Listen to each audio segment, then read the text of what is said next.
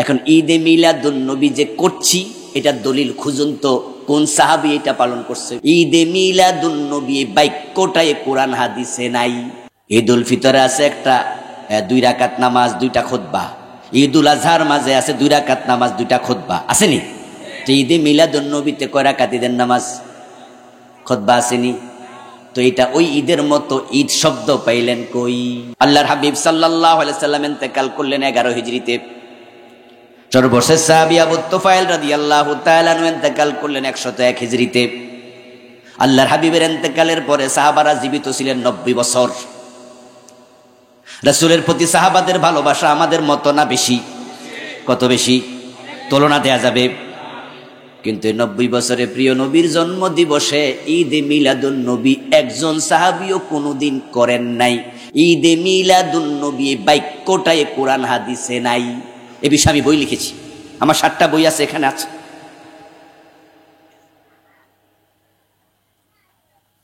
এই বই লিখার পর থেকে, এই বইটা লিখছি 5-7-10 বছর হয়ে গেছে। এই কথাগুলো আমি বলেছি যে আমার যে সমস্ত ভাইরা এগুলো করছেন নতুন নতুন কাজ, আপনারা আমার কাছে নিয়ে আসেন। বই তো আমি তো মুখে বলে পলাই যাব না, আপনি দেখান তো কোথায় আছে। রাসূল কেমনে ঘুমাইছে, কেমনে থুতু মারছে, রাসূল কিভাবে চুল কাটছে, কেমনে খাইছে, কিভাবে টয়লেটে ঢুকছে, সবকিছু হাদিসে আছে না? তো যদি এটা হতো জন্মদিবস পালন, এটাও তো হাদিসের মাঝে থাকতোই। দেখান জন্মদিবস, মৃত্যু দিবস এগুলো ইসলামী কালচার না, ইসলামী কালচার না।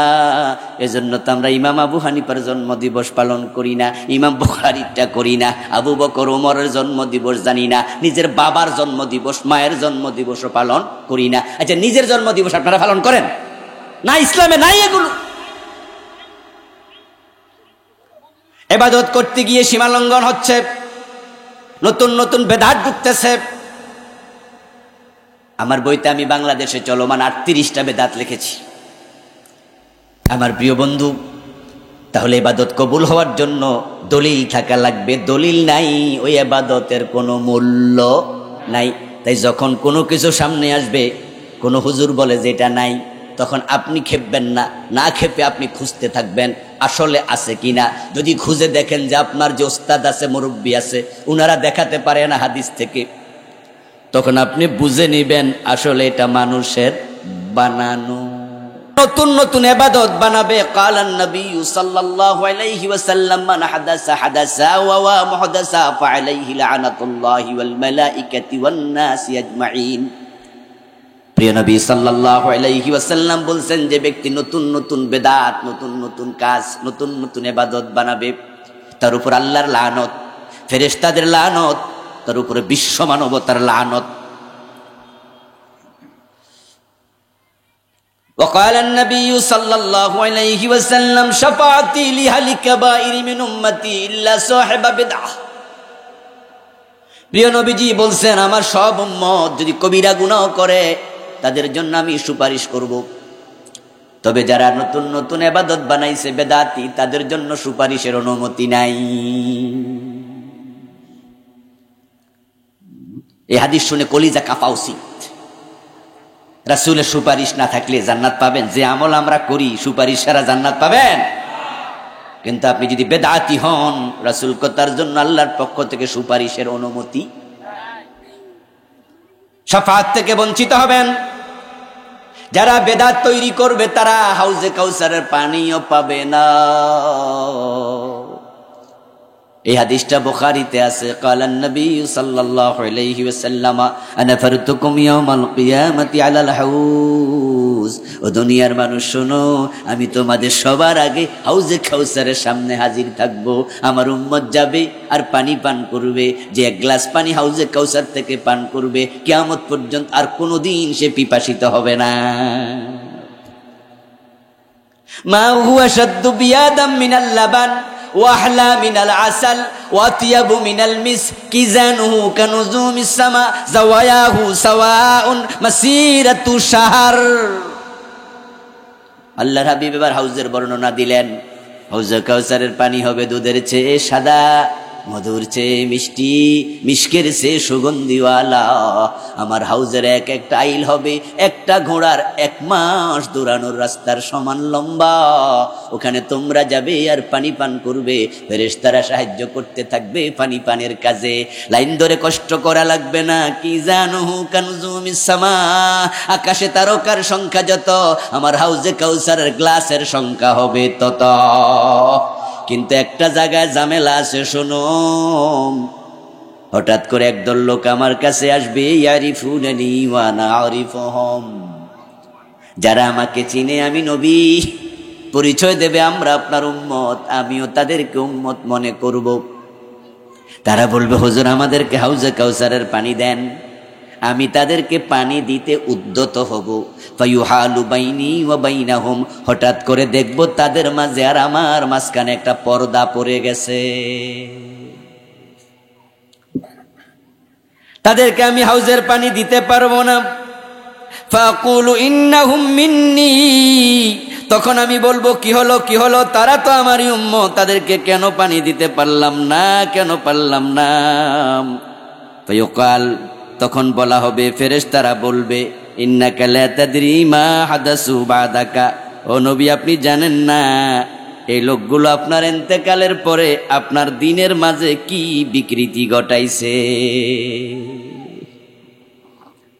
বিকৃতি ঘটাইছে, আপনার দিনের মাঝে ছিল চোর ধরে হাত কাটো, তারা কাটে নাই, এই আইনগুলো বাদ দিছে। আপনার দিনের মাঝে ছিল জেনা করলে 100 বেত লাগাও, বিবাহিত হলে পাথর মারো, তারা এগুলো বাদ দিছে। আপনার দিনের মাঝে ছিল মদ পান করলে 80 বেত লাগাতে হবে, এই আইন ইসলামে ছিল কিনা? মদ্যপানের অপরাধে প্রিয় পুত্রকে নিজ করে মেরেছ দুররা, মরেছে পুত্র তোমারই চোখের পরে।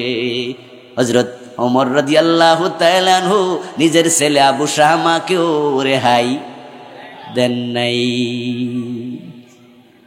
ও নবী, তারা আপনার উম্মত দাবি করে, মদ পান করলে 80 বেত দিত না। আপনি মুহাম্মদ সাল্লাল্লাহু আলাইহি ওয়াসাল্লাম মসজিদ ইমামতি করেছেন আল্লাহর বিধানের আলোকে, আল্লাহর আইনে মসজিদ চালাইছেন।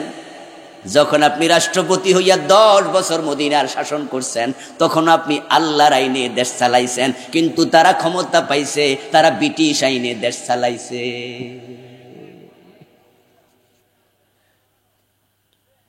ও তারা বলবো, নবী এই লোকগুলো বিকৃতকারী, এবং তারা নতুন নতুন কত কিছু ঢুকাইছে যেগুলো ইসলামে ছিল না। এজন্য আল্লাহ আপনার মাঝে আর তাদের মাঝখানে পর্দা ফালাইয়া দিছে। যারা বেদাতি হয় তাদের কপালে হাউজে কাউসারের পানি জুটবে না। আমরা সকলে হাউজে কাউসারের পানি পান করতে চাই, তাহলে বেদাতি হবেন না। বেদাতি কি আমি একটু পরে বলছি ইনশাআল্লাহ। এরপর রাসূল বলেন, ফাকুলু সুকান সুকান লিমান গায়্যারা বাদি, এবার আমিও বলবো, দূর হ দূর হ, যারা আমার দিনের মাঝে পরিবর্তন ঘটাইয়া দিছস তারা দূর হ। ব্যাপারটি কেমন? আব্দুল্লাহ ইবনে ওমর থেকে ছোট্ট একটা উদাহরণ দেই, তাহলে বুঝবেন যে আসলে ব্যাপারটি কেমন। আব্দুল্লাহ ইবনে ওমর রাদিয়াল্লাহু তাআলা আনহু, হযরত ওমরের ছেলে, বড় মাপের সাহাবী। উনার সামনে এক ব্যক্তি হাসি দিল। হাসি দেওয়ার পর আমরা কি পড়ি? মাশাআল্লাহ, বলেন কি পড়ি? ওই লোকটা আলহামদুলিল্লাহ বলল, তারপরে বলল আসসালাতু ওয়াসসালামু আলা রাসূলিল্লাহ। প্রথমে বলল আলহামদুলিল্লাহ, পরে আবার একটু যোগ করলো, যোগ করে বলল আসসালাতু ওয়াসসালামু আলা রাসূলিল্লাহ। হযরত ওমর আব্দুল্লাহ ইবনে ওমর সাথে সাথে বললেন, মাহিয়া রাজুল, মাহিয়া ফুলান, এ মি আল্লাহর বান্দা থামো, আমার রাসূল থেকে আমরা শিখেছি আলহামদুলিল্লাহ বলা, তুমি এখানে দুরূদ শরীফ পাইলা কই? তুমি যে আলহামদুলিল্লাহর পরে রাসূলের উপর দুরূদ পড়লা, সালাম দিলা, এইটা পাইলা কই? ওই লোক বলে, কামটা তো খারাপ না, আলহামদুলিল্লাহ যেহেতু কইছি, রাসূলকে একটু সালামও দিছি। আব্দুল্লাহ ইবনে ওমর বলেন, রাসূল যা শিখাইছে কমানো যাবে না, বাড়ানো যাবে না।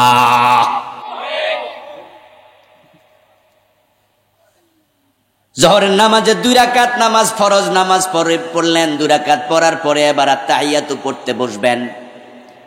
আত্তাহিয়াতু পড়তে বসে আবদুহু ওয়া রাসূলুহু অতটুকু বলে দাঁড়াইয়া বাকি 2 রাকাত, নাকি?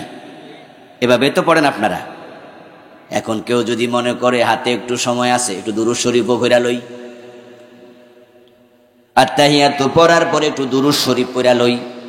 হানাফি মাযহাবের ফতুয়া হলো তাকে সাউ সেজদা দিতে হবে, কারণ রাসূলুল্লাহ এখানে দুরূদ পড়তে বলেন নাই, তুমি বাড়াইলা কেন? এবার আপনারা বলুন তো, সাউ সেজদা শকে দেয় না জরিমানা? জরিমানা দিল কেন? দুরূদ শরীফ তো ভালো জিনিস। এখন আমাদের দেশে কত কিছু আমরা বানাইছি, নতুন নতুন কত কিছু বানাইলেন।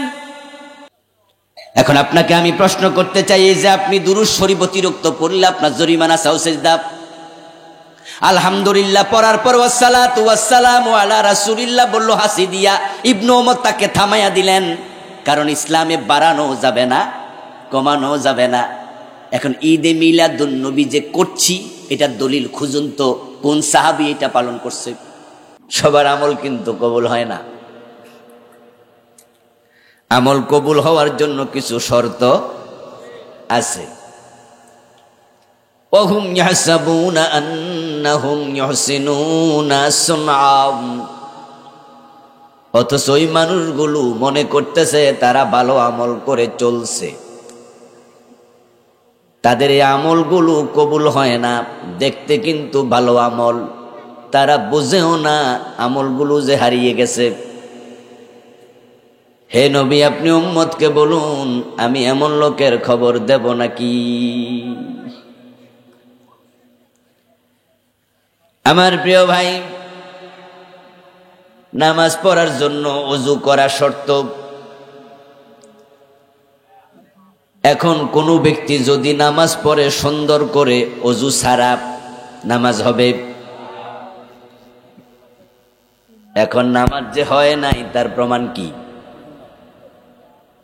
ওযু যে নাই আপনি কি দেখছেননি? দেখাইতে পারবেননি?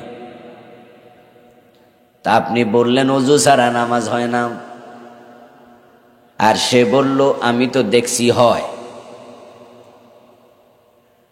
কারণ বেনামাজি যে ব্যক্তি নামাজ পড়তেছে ওযু ছাড়া, বেওযু। ওযুওয়ালার নামাজ যেমন, ওযু ছাড়া লোকের নামাজও হুবহু, রুকু সেজদা একরকম, কিয়াম কুদ একরকম, কেরাত কোরআন একরকম, তাসবিহ তাহলিল। এখন যার ওযু নাই তার নামাজ কি আল্লাহ পর্যন্ত গেছে? তো ওযু ছাড়া সে যদি আপনার সাথে মিলে সুন্দর করে নামাজটা পড়ে, এখন আমরা নিশ্চিতভাবে বলবো তার নামাজটা এখানে হারাইয়া গেছে, ঠিক না? এখন যদি কেউ অবুঝ হয়, সে বলে কেমনে নামাজ হয় না, আমি তো দেখি ওর মতো সব ইবাদত করছি। এটা বিশ্বাসের ব্যাপার, এটা দেখার বিষয় নয়, এটা দেখানো যায় না। ওযু ছাড়া নামাজ হবে না। বিয়ে হলো, ছেলেও রাজি মেয়েও রাজি। ছেলে প্রস্তাব দিল তোমাকে বিয়ে করতে চাই, 5 লাখ টাকা মোহর দেব। মেয়ে বলল আমি কবুল বললাম, সাক্ষী নাই, বিয়ে হবে? কারণ বিয়ে হওয়ার জন্য সাক্ষী শর্ত। এখন ওরা যদি ইজাব কবুল কইরা 5 লাখ টাকা লইয়া এখন জামাই বউ বাসর ঘরে চলে যায়, সাধারণ ঘর সংসার হবে না, জেনা ব্যভিচার হবে। সব আমল সব কাজের ইসলামে দেয়া কিছু ক্রাইটেরিয়া আছে, নিয়ম নীতি আছে। হে নবী, আপনি বলুন, আমি এমন কিছু মানুষের খবর দেব নাকি যাদের আমলগুলো আল্লাহ পর্যন্ত পৌঁছে না, কারণ তারা সে ক্রাইটেরিয়া ফলো করে নাই, কিন্তু কাজগুলো ভালো। আপনার আমল আমার আমল ভালো হলে চলবে না। আপনাকে আমাকে আমল করার জন্য একজন ব্যক্তিকে অনুসরণ করা লাগবে, যাকে আল্লাহ আমাদের কাছে রাসূল বানাইয়া পাঠাইছে এবং উনাকে আমাদের জন্য করেছেন সর্বোত্তম আদর্শ। কোরআন মাজিদে আল্লাহ ঘোষণা করেছেন, লাকাদ কানা লাকুম ফি রাসূলিল্লাহি উসওয়াতুন হাসানাহ। তোমাদের জন্য রাসূলুল্লাহর জীবনে আমি রেখেছি উত্তম আদর্শ। তাই তোমরা যদি তোমাদের আমলগুলো আল্লাহ পর্যন্ত পৌঁছাইতে চাও, রাসূলকে অনুসরণ করো। আতিউল্লাহ ওয়া আতিউর রাসূলা লাআল্লাকুম তুরহামুন। আল্লাহর কথা মানো, রাসূলকে অনুসরণ করো, তাহলে তোমরা আল্লাহর রহমত প্রাপ্ত হয়ে যাবে।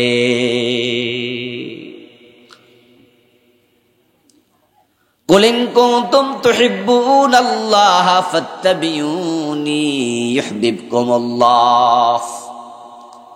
হে নবী, আপনি বলে দিন, ঘোষণা করুন, দুনিয়ার মানুষেরা শোনো, তোমরা যদি আল্লাহকে ভালোবেসে জান্নাত পেতে চাও, আল্লাহর ভালোবাসা নিয়ে জান্নাতে ঢুকতে চাও, ফাত্তাবিউনি, আমি নবীকে অনুসরণ করতেই হবে। আপনি আমল করবেন, আপনার আমলটা রাসূলের সাথে যদি না মিলে, ওটা দেখতে যত সুন্দর আমল হোক, আল্লাহ পর্যন্ত পৌঁছবে না। এই জন্য আমল কবুল হওয়ার জন্য রাসূলের সুন্নাহ অনুসরণ করা আবশ্যক, উনার রীতিনীতি অনুসরণ করা আবশ্যক। বলুন তো আমার প্রিয় ভাইয়েরা, রুকু এবং সেজদা খারাপ জিনিস না ভালো জিনিস? রুকু সেজদা যে ভালো জিনিস, এটা যে ভালো ইবাদত, তা নিয়ে আমার মনে হয় দ্বিমত করার লোক বাংলাদেশে একজনও পাবেন না। কিন্তু কেউ যদি জানাজার নামাজে রুকু সেজদা দেয়া শুরু করে, কামটা ভালো হবে না মন্দ? জানাজার নামাজটা হবে না বাতিল? রুকু সেজদা ভালো, কিন্তু জানাজার নামাজে নাই, কারণ এটার ক্রাইটেরিয়ার সাথে রাসূলুল্লাহর সুন্নাহর অমিল হয়ে যাবে। আমার রাসূল জানাজার নামাজে রুকু সেজদা দেন নাই, সুতরাং এখানে জানাজার নামাজে রুকু সেজদা দিলে এই আমল আল্লাহ গ্রহণ করবেন না। এগুলো উদাহরণ জাস্ট বুঝাচ্ছি। জীবনে যত ইবাদত করবেন, সব ইবাদতের ক্ষেত্রে এই ক্রাইটেরিয়া মনে রাখতেই হবে, আপনার ইবাদত রাসূলুল্লাহর সাথে মিলতেই হবে, না হয় বাতিল। যত সুন্দর হোক, এটা বাদ। ঈদের নামাজ আমরা যখন পড়ি, ঈদের নামাজের আগে কি আজান দেই? 5 ওয়াক্ত নামাজের আগে আজান আছে না নাই? ঈদের নামাজে কেউ আজান দিলে আমরা বেতন বাড়াইয়া দিই মনি মুয়াজ্জিন সাহেবের না ধর্ম? হ্যাঁ মুয়াজ্জিন সাহেব, আজান পাইলেন কই? মুয়াজ্জিন সাহেব যদি বলে আজানের মাঝে আমি কি কইছি খারাপ কিছু, কার তাকবীর দিছি? আল্লাহু আকবার, আল্লাহু আকবার, কানের মাঝে আঙ্গুল দিয়া কত জোরে আল্লাহর বরত্বের ঘোষণা দিছি। আপনি প্রশ্ন করেন কেন? আমি আল্লাহর বরত্ব ঘোষণা করছি, আপনার কি সহ্য হয় না? কিছুক্ষণ আগে ফরিদি ভাই বলছে, তাকবীর দিলে খুশি হয় কে? বেজার হয় কে? তো মুয়াজ্জিনের আজানের মাঝে তাকবীর আসেনি? তো ঈদের আজানে তাকবীর নেই নাকি? আল্লাহু আকবার কয় নাই? তাকবীর তো আছে, কিন্তু আপনি যে ধরলেন আপনি আজান দিলেন কেন? উনি যত রকমের যুক্তি দেখ, আমরা যুক্তি মানব? আমরা শুধু একটা কথা বলবো, তোমার এই আজানটা আজকে ইবাদত নয়, কারণ এটা রাসূলের সাথে মিলে নাই। আমার রাসূল এবং তার সাহাবারা ঈদের নামাজ পড়ছে, কিন্তু আজান দেয় নাই। ইবাদত কবুল হওয়ার জন্য কয়েকটা শর্ত আছে। 1 নম্বর শর্ত হলো ইখলাস, 2 নম্বর শর্ত হলো ইবাদতের দলিল, 3 নম্বর শর্ত হলো ইবাদত হওয়া লাগবে সুন্নাহ মোতাবেক, 4 নম্বর শর্ত হলো যিনি ইবাদত করবে তিনি হারাম খাইতে পারবেন না। কয়টা শর্ত বললাম? ও আজ কিছু বাড়িতে নিয়েন, মুখস্থ করে যান। ইবাদত কবুল হওয়ার জন্য কয়টা শর্ত বললাম? 4টা। এর মাঝে একটা গ্যাপ হলে তোমার ইবাদত নাই। হাসরের ময়দানে আল্লাহর সামনে যায়া মানুষ দেখবে কতজনের আমল নামা খালি, কিচ্ছু নাই।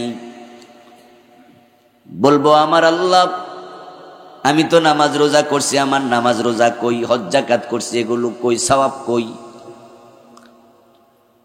কপালের মাঝে কালো দাগ আছে, কিন্তু নামাজের সওয়াব আমল নামায় নাই। আল্লাহ বলবেন, বান্দা তুই কি সূরা কাহাফের 103 104 নম্বর আয়াত পড়স নাই, যেখানে আমি বলেছি এমন অনেক লোক আছে যাদের আমলগুলো দুনিয়ায় হারাইয়া গেছে, তারা আমল করার পরও ক্ষতিগ্রস্ত, তুই তো তাদের একজন। সে বলবে, আমার রব, আমার দোষটা কি? আল্লাহ বলবে, দোষ কি? আমার রাসূল কি বলে নাই? কথা কি বোঝেন? মসজিদে ঢুকছেন, ঢুকে আল্লাহু আকবার তাকবীরে তাহরিমা বাদা ফরজ, তাকবীরে তাহরিমা না বেদে কেরাত শুরু করে দিয়েছেন, নামাজ হবনি। সিরিয়াল আছে, সিরিয়াল।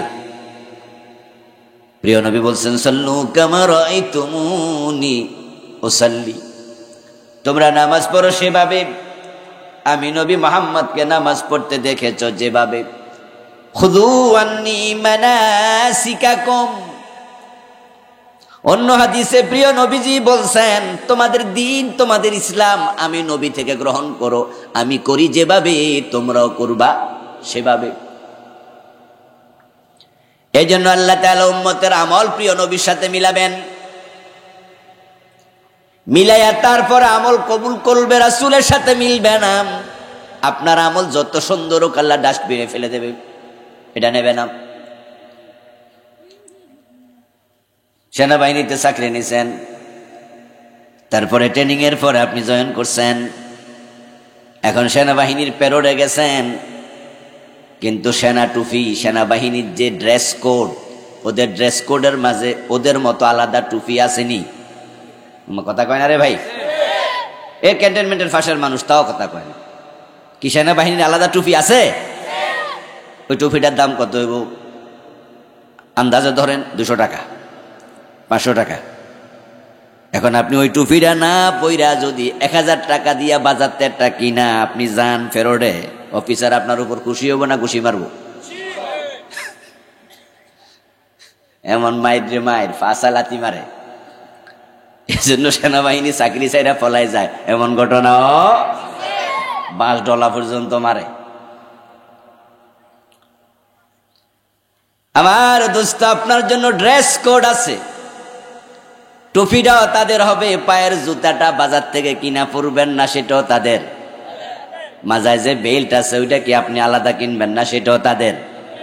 গায়ের জামাটা, পায়জামাটা, আপনি মুসলমান হওয়ার পরে রাসূলুল্লাহর ড্রেস কোড আছে, উনার জীবনের আমল কোড আছে, উনার চরিত্রের কোড আছে, পুরা জীবন রাসূলের সাথে মিলাতে হবে। মিলবে না, আল্লাহ তাআলা ফেরেশতা দিয়া পাছায় মারবে, ব্যাক সাইডে পিটাবে, চেহারায় পিটাবে, পিঠে পিটাবে। ইয়াদরিবুনা উজুহাহুম ওয়া আদবারাহুম ওয়া যুকু আযাবাল হারিক, কোরআনের আয়াত। এবং এটা মরার আগে শুরু ফিটাফিটি। মানুষ তো মনে করে অন্যায় করলে জাহান্নামে গেলে, কবর টবরে গেলে ফিটবে না, কোরআনে আছে মরার আগে ফিটা শুরু।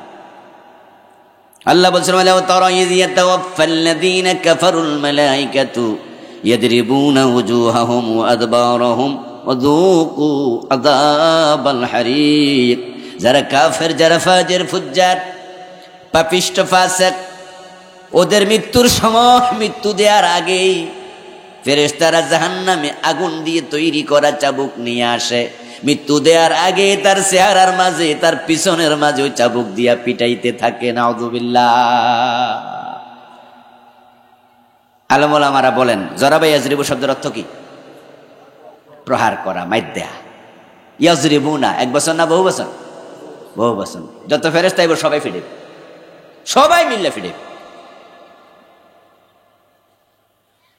আমার বন্ধু রাসূলুল্লাহ সাল্লাল্লাহু আলাইহি ওয়াসাল্লামের সাথে মিলবে না, কোনো ইবাদত আল্লাহ নেবে না। মাগরিবের নামাজের ফরজ কয় রাকাত? 3 রাকাত। 3 রাকাত শেষ হয়েছে, ইমাম সাহেবের সাথে পড়তেছে, 2 জন আল্লাহর বান্দা পাশাপাশি দাঁড়াইছে, সবাই সালাম ফিরাইছে। 3 রাকাত শেষ। কম বয়সী একটা ফোলা দেখে পাশে একজন বুড়া মানুষ, উনি সালাম না ফিরাইয়া আরেক রাকাত পড়ছে, দাঁড়াইয়া গেছে, নিজে নিজে আরেক রাকাত। অথচ ওই যুবক খেয়াল করছে, এ চাচা তো আমার লগে 3 রাকাতই পড়লো, আর 1 রাকাত নিজে নিজে পড়লো। ঘটনা কি? বয়া রয়েছে, সুন্নাত পড়ে না। চাচা সালাম ফিরে আসে আর দৌড়ছে, চাচারে কানে কানে কয়, চাচা মাগরিবের নামাজ তো 3 রাকাত, আপনি যে পড়লেন। চাচা কয়, বাতিজা তোরটা তুই পড়, এত কথা কইস না, যা। ফলা কয়, না চাচা কোন লাগবো, ঘটনাটা কি, ভুল করছেন? চাচা কয়, না ভুল করি নাই, ইচ্ছা কইরা পড়ছি, এবং এটা গত সপ্তাহতে শুরু করছি। আচ্ছা যা, সুন্নাত পরে কথা কম। এখন চাচা বাতিজা মেরে সুন্নাত নামাজ পড়লো। পরে বুড়া চাচা বাতিজারা কয়, শোন, যৌবনকালে কত নামাজ কাজা করছি, তার কোনো হিসাব নাই। চাকরি বাকরি করছি, সরকারি ব্যস্ততায় ছিলাম, এখন রিটায়ারমেন্টে গেছি। গত মাসে সিদ্ধান্ত নিছি, হুজুর মাগরিবের নামাজ 3 রাকাত পড়া সালাম ফিরাইলে আমি 1 রাকাত কইরা বেশি পড়বো, আগেরটার কিছু কাফারা হইল।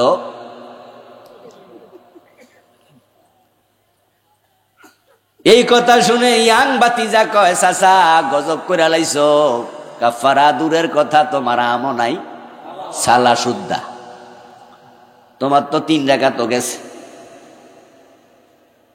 এই কথা শুনে চাচা কয়, বাতিজা কস কি, কেন আমি কি দোষ করছি? তোমার আমি বুঝাইলে বুঝদা না, হুজুরের কাছে চলো। ইমাম সাহেবের কাছে নিছি, ইমাম সাহেব একই কথা কয়, চাচা কাম তো সারা লাইছেন, আপনি যে চাইছিলেন 4 নম্বর রাকাত পড়লে আগেরটি কিছু কাফারা টাফারা হইব, অথচ আপনার তো 3 রাকাত বাতিল।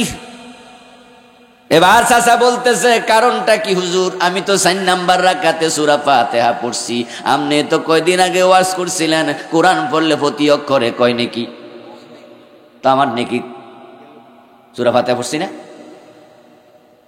1 রাকাত যে বেশি পড়ছি, 2টা সেজদা বেশি দিছি, 1টা রুকু বেশি দিছি, এই 3টা রুকু সেজদা মিল্লা সুবহান রাব্বিয়াল আলা আজিম তো কয়বার বেশি পড়ছি না? তো সওয়াব তো একটু বেশি হইবই। আর আপনি কি বললেন, বাতি যাও, কয় আমসালা গেছে, আমনও কোন আমার সব শেষ। ঘটনা কি, আমি অন্যায়টা কি করছি? আমি নামাজে খারে কি সোনার বাংলা গান গাইছি নাকি? তা আল্লাহ আমার নামাজ বাদ দিব কেন?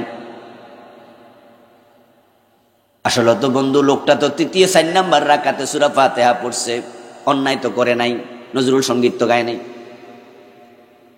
1টা রুকু বেশি দিছে, 2টা সেজদা বেশি দিছে, কিয়াম কুদ বেশি হইছে, এবং অন্যের তুলনায় 1.5-2 মিনিট 3 মিনিট আল্লাহর সামনে বেশি খারাইছে, ঠিক না? সুতরাং এই লোকের নামাজের সওয়াব অন্যের চেয়ে একটু বেশি হয়েছে। আপনারা তো একমত, ঠিক আছে? কি নামাজ বাতিল? কারণ কি? একটাই কারণ, রাসূলুল্লাহর সাথে নামাজটা মিলে নাই। ও মুসলমান, রাসূল সাল্লাল্লাহু আলাইহি ওয়াসাল্লাম আপনার জন্য হলেন ক্রাইটেরিয়া, উনি উসওয়া, কুদওয়া, ইমাম, আইডল। উনি যেমন নামাজ, রোজা, হজ, যাকাত, কথাবার্তা, চলন বলন সব ক্ষেত্রে আল্লাহ উনাকে সামনে দাঁড় করাইয়া আমাকে আপনাকে বলছে, উনি হলো ফরমা, উনার ডিজাইনে নিজেকে সাজাও, তোমার ইসলাম রাসূলের ইসলামের সাথে মিলতেই হবে। এই মূলনীতিটা পুরা জীবন মনে রাখবেন, তাহলে আপনাকে ভণ্ড ফির ধোকায় ফেলতে পারবে না, অতি আবেগী হুজুররা ধোকায় ফেলতে পারবে না, অতি আবেগী মুসলমান ধোকায় ফেলে দেবে। অতি আবেগ খুব খারাপ, দলিল এবং বিবেক ইম্পর্টেন্ট। পৃথিবীতে 250 কোটি খ্রিস্টান আছে বর্তমানে, কম বেশি। এই 250 কোটি খ্রিস্টানের মাঝে তারা সবাই এক কথায় পরিচয় দেয়, তারা ঈসা নবীর উম্মত, তাদের কিতাবের নাম ইনজিল। আমরাও জানি যে হ্যাঁ, ঈসা নামে একজন নবী ছিল, ইনজিল নাম আসমানি একটা কিতাবও ছিল, তার অনুসারী কারা? খ্রিস্টানের। কিন্তু আপনারা বলুন তো, ইনজিলের অনুসারী, ঈসা আলাইহিস সালামের উম্মত খ্রিস্টানগুলো বর্তমানে মুমিন না মুশরিক? অতি আবেগ তাদেরকে শেষ করে দিচ্ছে। মুশরিক হওয়ার কারণ কোরআন আল্লাহ তাআলা বলছেন, ওয়াকালাতিন নাসারাল মাসীহ ইবনুল্লাহ, খ্রিস্টানরা কাফের হওয়ার কারণ তারা নবী ঈসাকে আল্লাহর ছেলে বলে। কি বলে? আল্লাহর। আল্লাহর কি কোনো ছেলে আছে? এখন প্রশ্ন হলো, ঈসাকে তারা আল্লাহর ছেলে কেন বলে? মুসা নবীর উম্মতেরা মুসাকে ছেলে বলে না, দাউদ নবীর উম্মতেরা দাউদকে আল্লাহর ছেলে বলে না, আমরা নবী মুহাম্মদকে আল্লাহর ছেলে বলি না। কোন নবীর উম্মতে আল্লাহর ছেলে বলে না তার নবীকে। মাঝখান দিয়ে খ্রিস্টানরা কামটা করলো কেন? এটা রিজন থাকবে না, কারণ থাকবে না? নবীর সংখ্যা তো লাখ লাখ, অগণিত অসংখ্য। কোন নবীর উম্মত তো তার নবীকে ছেলে বলিনি, কিন্তু খ্রিস্টানরা মাঝখানে কাম করলো কেন? কারণ হলো নবী ঈসা আলাইহিস সালাম বাপ সারা জন্ম নিছে, ওনার মা মারিয়াম আলাইহিস সালামের বিয়ে, কথা বলেন, বিয়ে। এজন্য যখন জন্ম নিল ইহুদিরা বলছে তুমি জারজ, নাউজুবিল্লাহ। ও ঈসা, নিশ্চয় তোমার মা কারো সাথে ব্যভিচার করছে। ইয়া মারিয়াম লাকাদ জিতি শাইআন ফারিয়া يا أخت هارون ما كان أبوك امرأ سوء وما كانت أمك بغيا। ও মারিয়াম, তোমার মা ভালো মানুষ ছিল, তোমার বাবা মসজিদ আকসার ইমাম ইমরান ভালো মানুষ ছিল, কিন্তু তুমি মাঝখানে কামডা করলা কি? তোমার তো বিয়ে হয় নাই, নিশ্চয় তুমি লাকাদ জিতে শাইয়ান ফারিয়া, তুমি জেনা করেছো। নাউজুবিল্লাহ।